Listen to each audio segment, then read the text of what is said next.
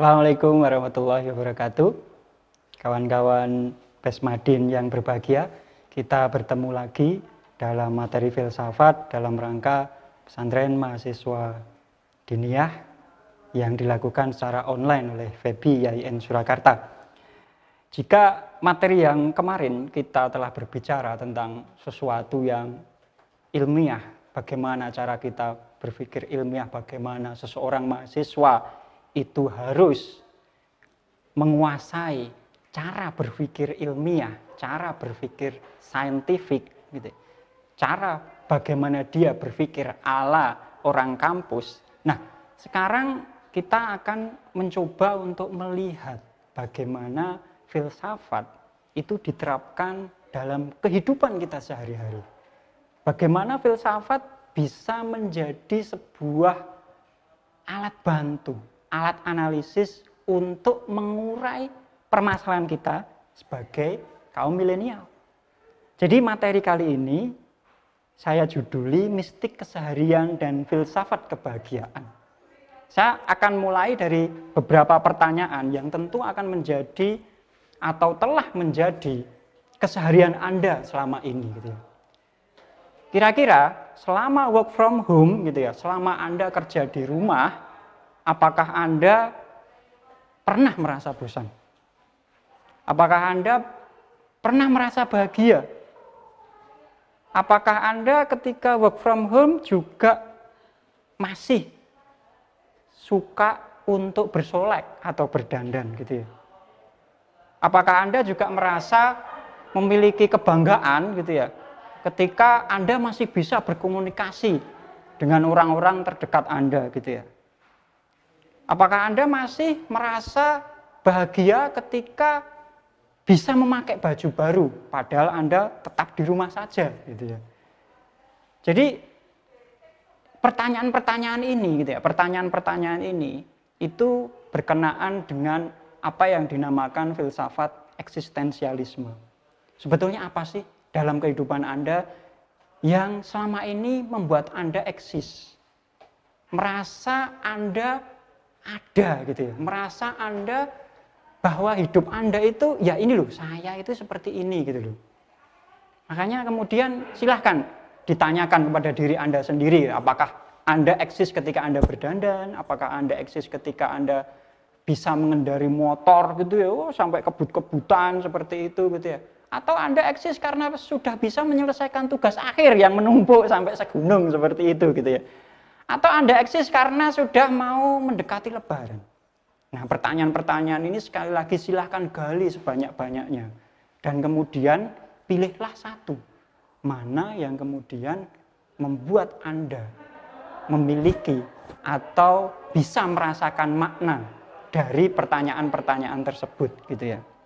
Nah, saya sedikit menyinggung sebuah ungkapan yang tentu teman-teman sudah sering dengar ketika mengambil kuliah filsafat. Ungkapan ini dari seorang filsuf Prancis bernama René Descartes. Jadi René Descartes ini menyampaikan sebuah kredo, gitu ya, menyampaikan sebuah ucapan, pernyataan yang sangat filosofis, dan itu menjadi semacam jargon sampai sekarang, gitu ya. Pasti sudah tahu kan? Ungkapan itu adalah cogito ergo sum.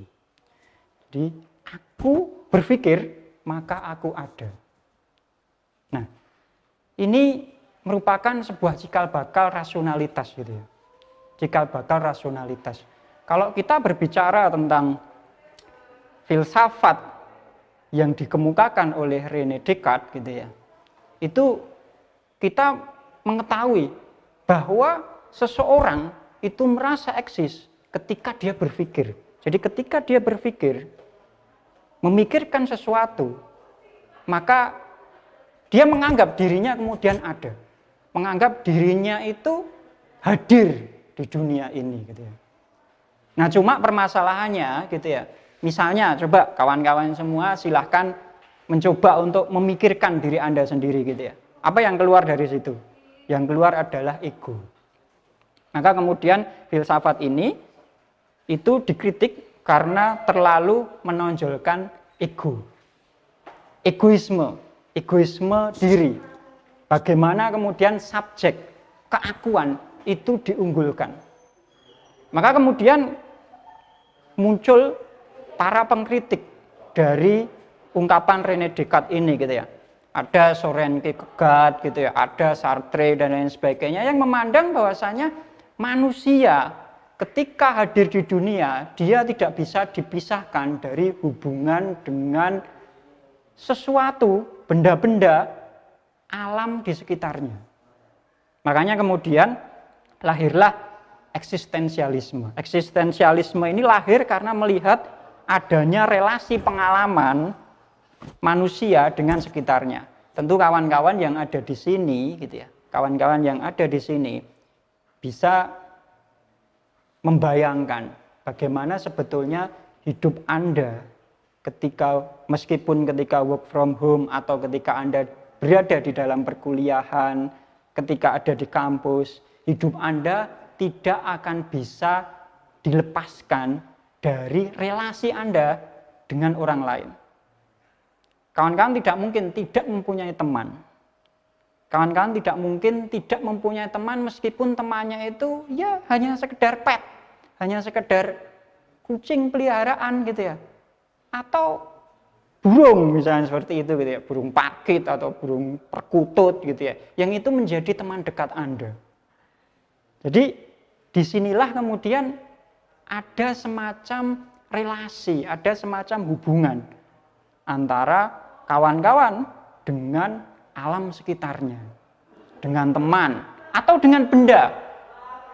Teman-teman biasanya yang dia suka benda gitu ya, suka melampiaskan, menyampaikan, memberikan relasi, menjalin relasi antara diri Anda dengan benda sekitarnya, itu biasanya boneka gitu ya. Salah satu contoh saja boneka gitu ya.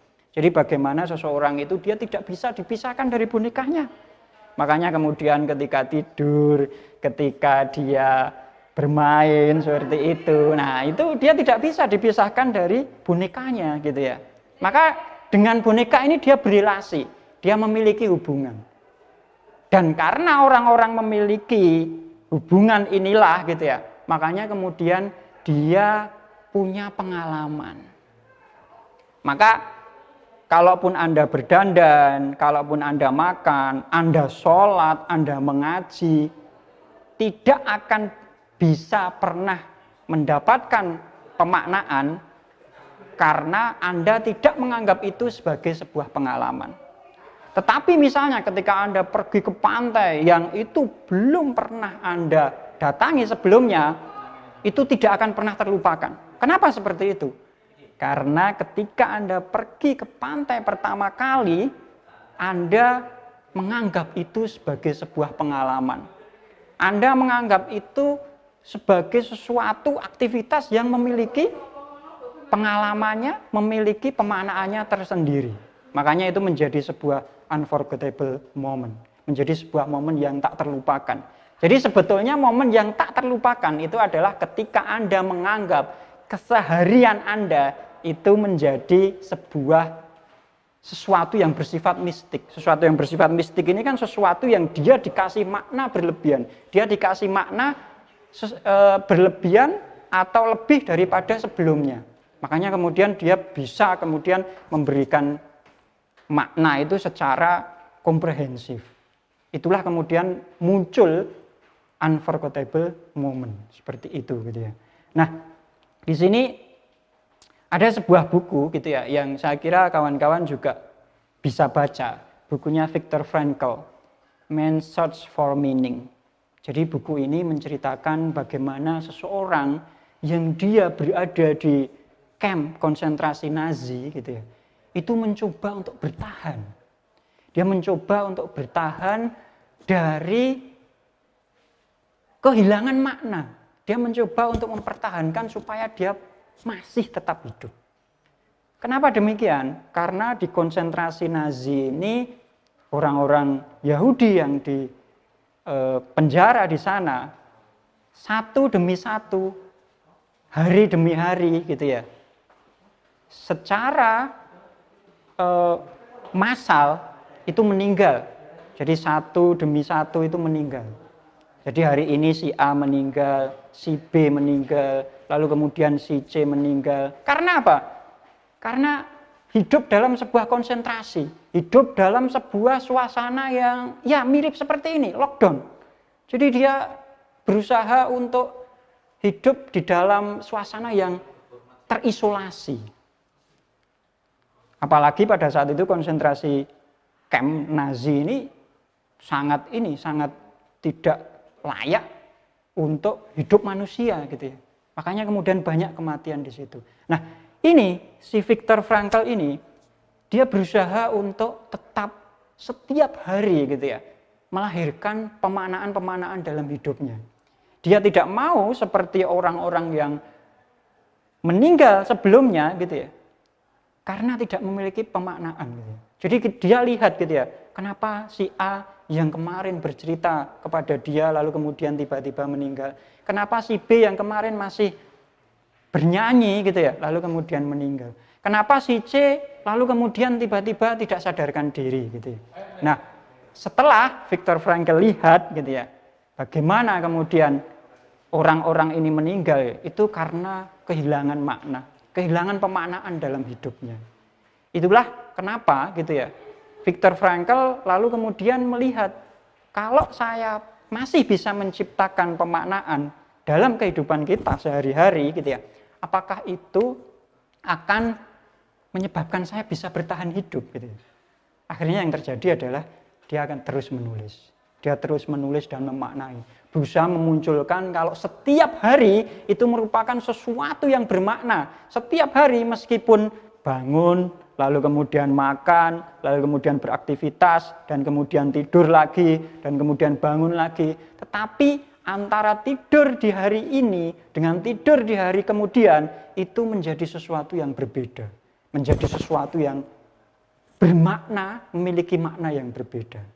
Nah, ini kawan-kawan, dari sini kita bisa melihat bagaimana manusia itu merasa hampa, karena dalam keseharian itu dia menjadikan aktivitas keseharian sebagai rutinitas gitu. Jadi ya sholat dia akan tetap sholat tanpa bisa memaknai, karena sholatnya cuma yang dihitung rakaatnya. Jadi ya subuh 2 rakaat, duhur 4 rakaat gitu ya, taraweh 11 tapi didiskon gitu ya, jadi 8 rakaat gitu ya. Nah ini menjadikan hampa, karena apa? Karena yang dihitung cuma rakaatnya.